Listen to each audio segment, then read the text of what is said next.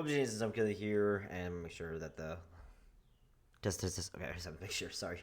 But yeah, Whoopsie Jason, I'm Kelly here, and guys, celebrating 85 years of Marvel.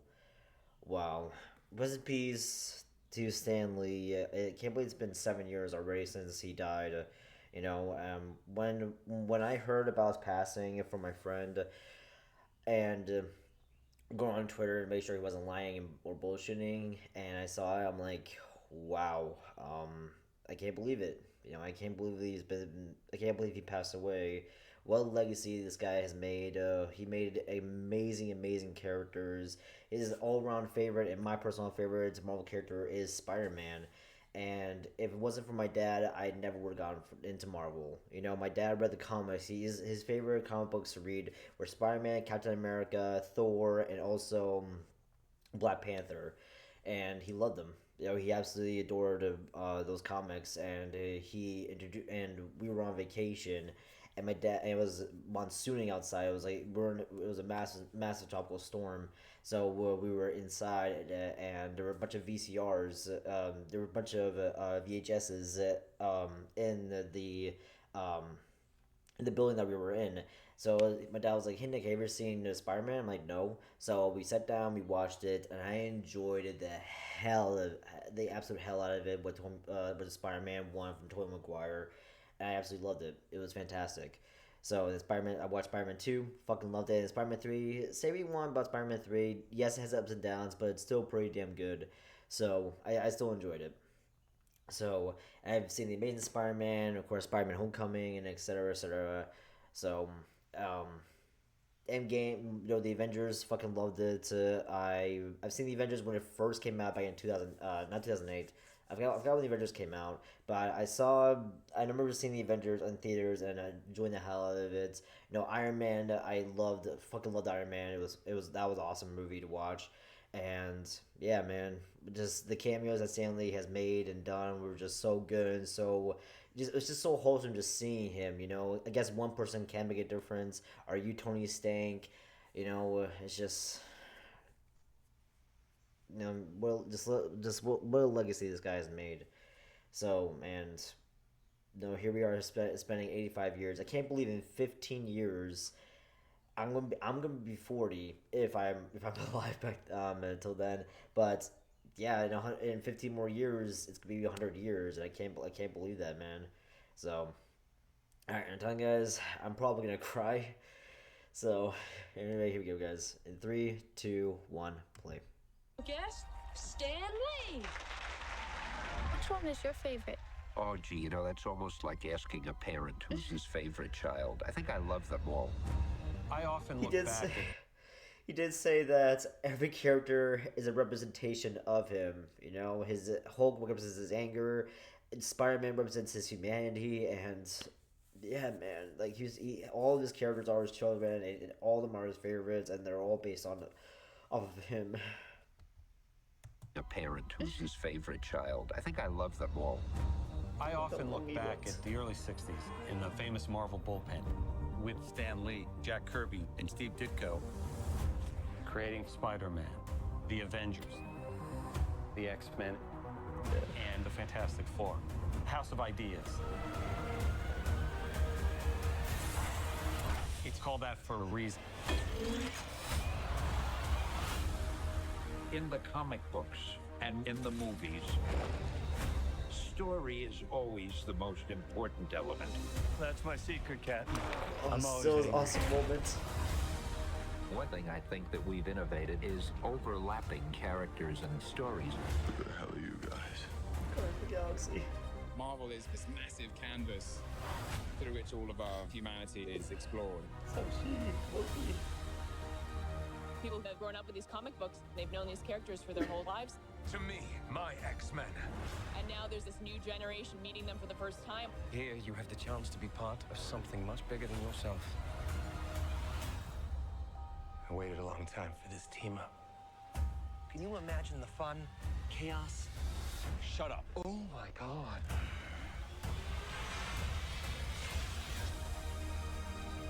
The storytelling reaches to the heart of various age ranges and cultures. Yeah, and also it was 4 years ago today. I think I saw it. I think I saw something about it earlier today, if not yesterday, that we lost Chadwick Boseman 4 years ago today due to cancer, and man, what a legacy that guy has made.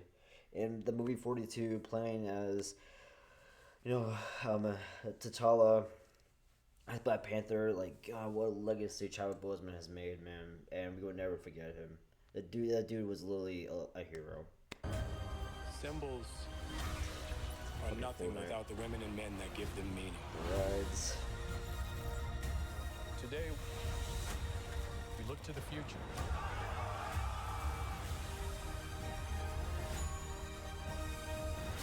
I've always tried to do stories that the characters have human qualities Yep. anybody can relate to. Yep. That was his main goal.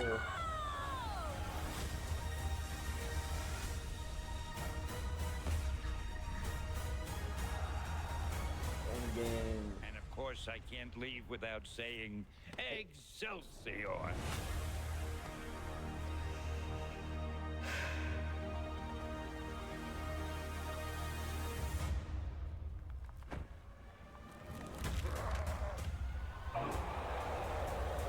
Hulk. Oh man. God, that was a great little tribute, man. That was a nice little tribute. It's like celebrating 85 years.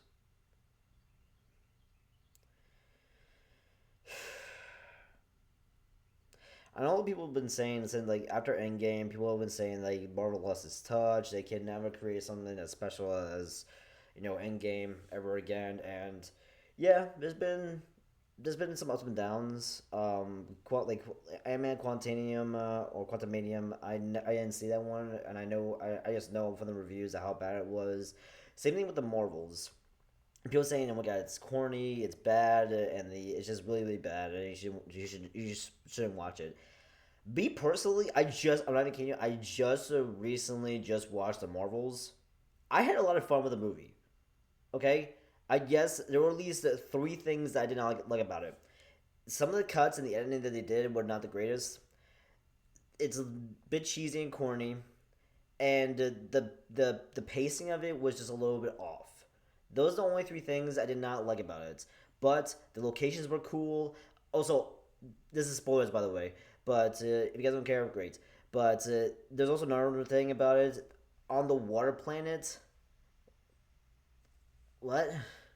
On the water planet, they have to sing in order to communicate. And when I was watching that whole scene, I'm like, okay, who played Kingdom Hearts 2? Like, who had the idea? Who played Kingdom Hearts 2 and making this planet basically Atlantica? If you guys ever play Kingdom Hearts 2, in Kingdom Hearts 2, if you go to Atlantica, it's just a rhythm singing game. That's it. So, and I was like, okay, who played Kingdom Hearts and who wrote that to make it an actual planet and make it an actual thing in Marvel? So I said it as a joke. So, but those are just only those four things that I hate about the movie, but everything else was a lot of fun. I really really enjoyed it. So, yeah. Man, I just can't. Moon Knight, I had a lot of fun. She-Hulk, I hated She-Hulk. Of course, the only thing I liked about it was, and then the reason people watched it was just to see Daredevil. I think that's the only reason why people cared about it. But everything about that show, the CGI wasn't the greatest. The fourth wall breaking jokes weren't humorous compared to Deadpool and a whole bunch of other things. Excuse me. And yeah. Like, I did not like it. Is it a great Marvel show? No. Is it just made for fun? Sure, absolutely. It's just a fun show to watch. But there's a lot of things wrong with it. Absolutely. Moon Knight I had a lot of fun with. I can't remember anything else that came out of it. WandaVision was a lot of fun. WandaVision was a lot of fun. God, I'm trying to remember. Hawkeye was great. I really enjoyed Hawkeye. God, I can't try to remember everything else that's going on with the whatever shows are coming out that I watched recently. Oh, Loki. Loki season 1, season 2 were phenomenal. I had a great time watching those. What If season 3 is coming out pretty soon. I can't wait for that. I really enjoyed season 1, season 2, and yeah, can't. Oh, and Captain America and Winter Soldier. I or I can't remember. Falcon and Winter Soldier, like that. I really enjoyed that show. That show was great. Um, I can't think of anything else. I can't really remember every single show that I've watched. When it comes to when it comes to everything after Endgame, you know. So also, yeah, Secret Invasion. I did not like that one whatsoever. I hated Secret Invasion. It was not that great, but oh well. Um, but I feel like everything after and Miss Marvel. I really enjoyed Miss Marvel. That's the last thing. That's the last thing I remember now is Miss Marvel. I really enjoyed the editing in Miss Marvel. That was great. I also really enjoyed the characters. The mom was a bitch. I hated her. The dad, I really enjoyed him. Miss Marvel, I really enjoyed her. And yeah, I really enjoyed the characters and the story and also um the editing in Miss Marvel, and the fact that they're slowly introducing mutants is gonna be great. So and that's what they showcase in the post credit scene. Uh, um, in the post credits or the after credits scene, they showcase that one of the characters from the Marvels is in the X-Men universe. So and she's gonna have to find a way to bring herself back into the world. But with everything going on right now is that the mutants are slowly getting come into the MCU, and I cannot wait for that to happen. It's gonna be awesome. It's gonna be so good. And yeah, I think that's it. This was a great. This was a great little tribute to celebrating 85 years, and like I said, for us, as soon as I knew Stanley was gonna be in this, and I knew the second I was gonna hear him, I was just gonna cry, you know. All right, I'm gonna go, guys. Hope you enjoyed my reaction to this, and yeah, I'll see you guys at a brand new one later.